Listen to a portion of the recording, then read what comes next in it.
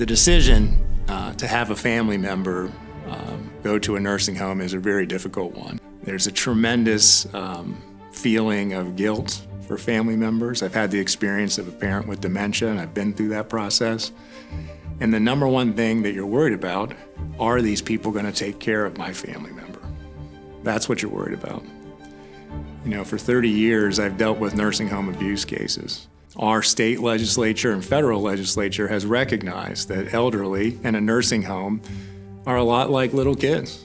They can no longer protect themselves. They don't have self-awareness.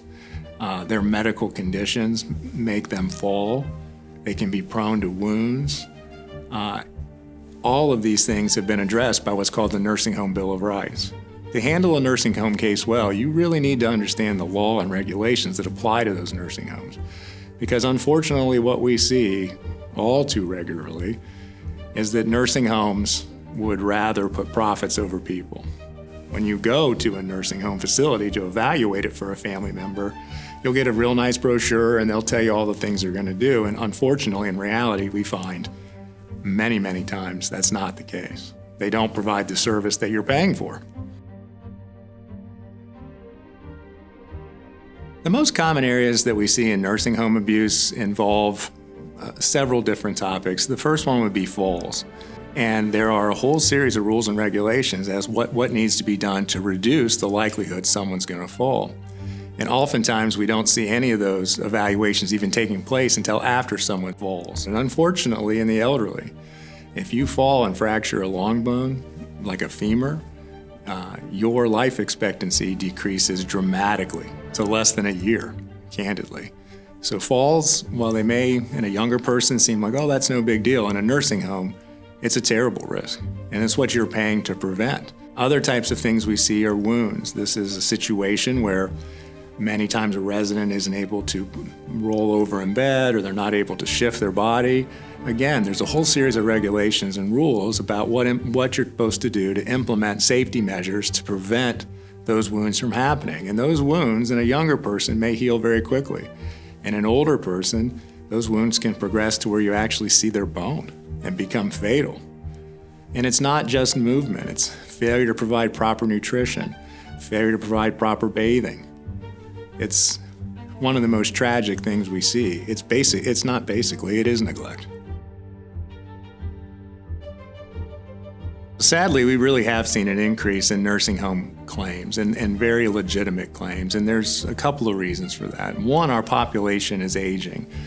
You may see in the lay literature, you'll hear about the silver tsunami.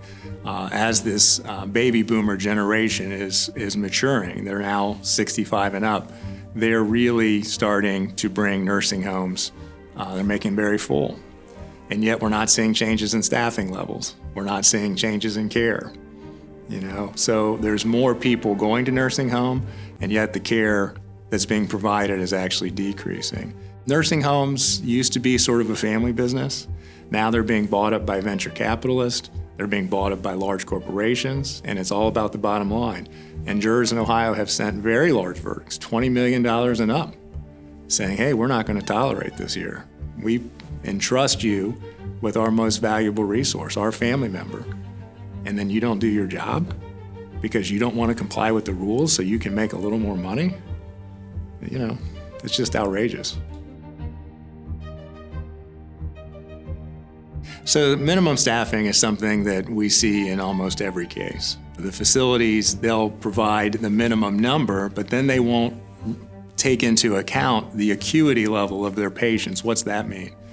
Well, one medical assistant may be able to take care of 6 patients if they're all doing pretty well and they're not wanderers, or they're not big fall risks, or they don't need, feeding at night or bathing. But when you start adding more complex patients and you don't change the number of people trying to provide for them, it's just a recipe for error. It just is.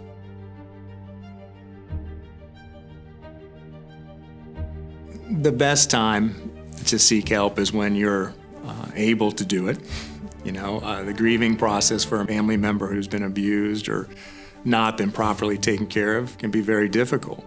One of the reasons I tell people to give us a call is we lighten that load for you. We're the ones that then take that on. It allows you to grieve. We're the ones that'll do the investigation. We're the ones that'll get the records. We're the ones who will get the expert witnesses, and we're the ones that are going to make change at that nursing home. So the best time to call a nursing home attorney like we are is as soon as possible.